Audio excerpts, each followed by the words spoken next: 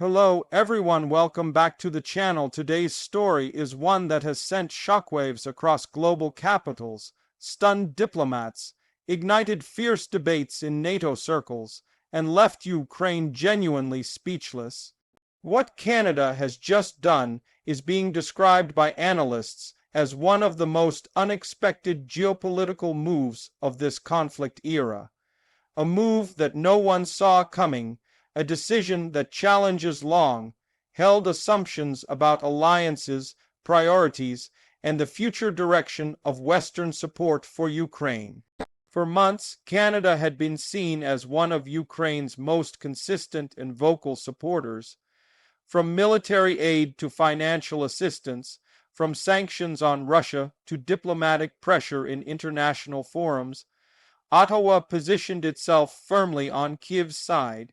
Canadian leaders repeatedly emphasized that support for Ukraine was ironclad, unwavering, and as long as it takes.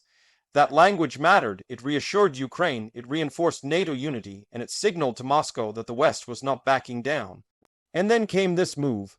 To understand why the world is reacting so strongly, we need to step back and look at Canada's role in the Ukraine conflict so far.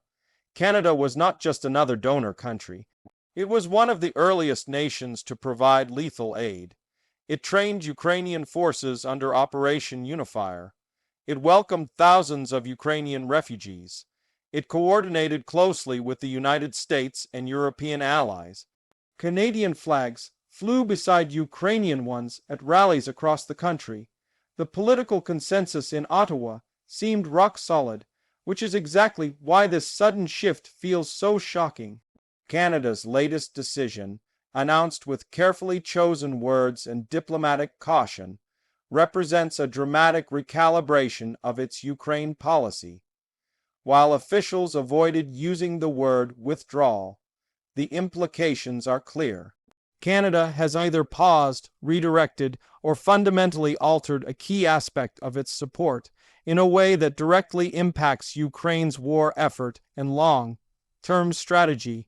Ukrainian officials were reportedly blindsided. According to diplomatic sources, Kyiv was not fully briefed in advance.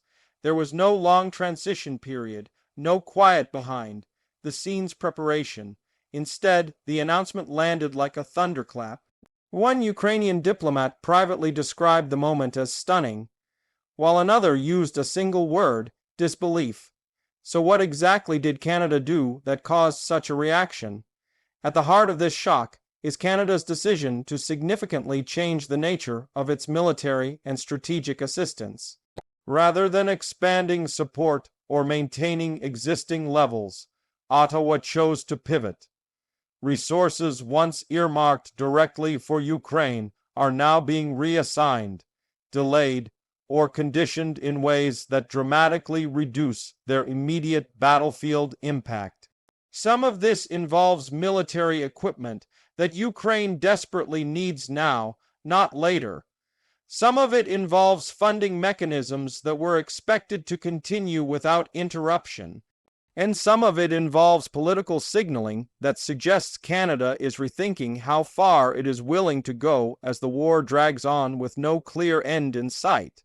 From Ukraine's perspective, timing could not be worse. Ukrainian forces are under immense pressure. Ammunition shortages are real. Air defense systems are stretched thin. Western fatigue is becoming more visible by the day. And in this critical moment, one of Ukraine's trusted partners appears to be stepping back. The immediate reaction in Kyiv was restrained but telling. Ukrainian leadership avoided direct public criticism of Canada. No fiery speeches, no accusations, but the silence spoke volumes. In diplomacy, silence often carries more weight than words. When officials who are usually outspoken suddenly go quiet, it signals shock, disappointment, and strategic recalculation. Behind closed doors, however, the mood was reportedly far more intense. Ukrainian officials are said to be urgently reassessing their assumptions about long-term Western support. If Canada can change course so abruptly, who might be next? And what does this mean for Ukraine's planning not just for the next battle, but for the next year of war. Globally, reactions poured in almost immediately. European allies expressed concern. Some privately worried that Canada's move could set a precedent. Others feared it might embolden voices within their own countries who are calling for reduced support to Ukraine. In Washington, analysts began asking uncomfortable questions about alliance, cohesion, and political will. Russia, of course, reacted very differently. Russian state media wasted no time. Headlines framed Canada's move as proof that Western unity is cracking. Commentators claimed it showed that Ukraine's supporters are tired, divided, and looking for an exit. Whether or not those claims are accurate, perception matters in war, and Moscow understands that better than anyone. But why did Canada do this? The official explanation from Ottawa focuses on domestic realities and strategic reassessment.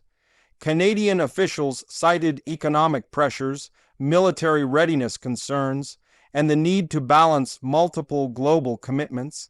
They emphasized that Canada remains committed to Ukraine's sovereignty and security, but added that support must be sustainable and strategically aligned with long-term national interests. That language is diplomatic, but it signals something deeper. It suggests Canada is feeling the strain, inflation at home, rising defense costs, competing crises around the world, growing public debate about how much is too much. Canadian public opinion, while still broadly supportive of Ukraine, has become more divided. Questions are being asked in Parliament. How long will this war last? What is the end game? How much more can Canada realistically give without undermining its own security and economy? These questions, once confined to fringe voices, are now entering mainstream political discourse. Canada's military leadership has also been sounding quiet alarms.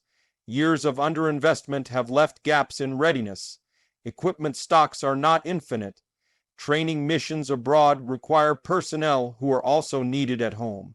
At some point, hard choices must be made. From Ottawa's perspective, this move may be seen as pragmatic, a recalibration rather than a retreat, a way to ensure Canada remains a reliable partner over the long term instead of overextending itself in the short term.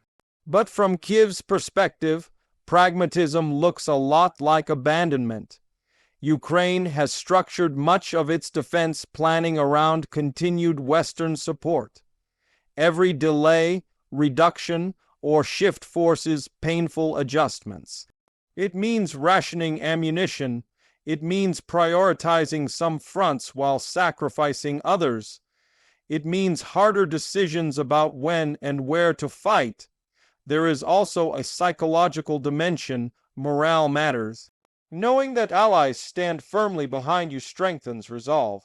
Seeing that support waver, even slightly, can have outsized effects on both soldiers and civilians. This is why Canada's move is being described as leaving Ukraine speechless. It wasn't just about material support. It was about trust, predictability, the belief that promises would be kept not just in principle, but in practice. The broader implications are profound.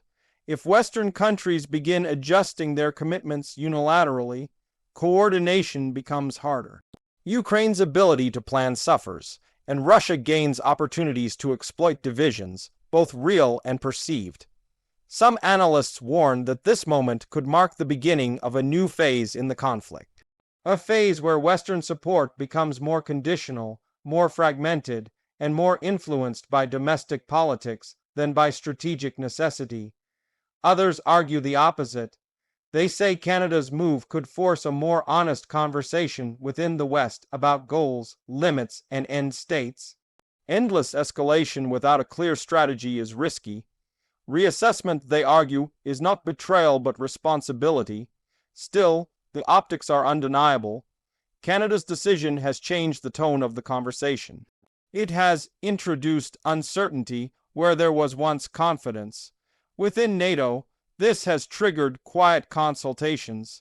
Allies are reportedly seeking reassurance from one another. who is still fully committed, who might follow Canada's example. How can unity be preserved in the face of mounting pressures? For Ukraine, the road ahead just became more complicated. Diplomatically, Kyiv will likely intensify outreach to other partners to compensate. Militarily, it may have to adjust operations to reflect reduced or delayed assistance. Politically, Ukrainian leaders must now manage public expectations while maintaining international support. And for Canada, this move carries risks as well. It may face criticism from allies who see this as a weakening of collective resolve. It may encounter backlash at home from those who believe Canada has a moral obligation to stand firm. And it may find itself under increased scrutiny every time it speaks about values, rules, based order, and international responsibility. History will judge this moment carefully. Was Canada ahead of the curve, recognizing realities others were unwilling to face?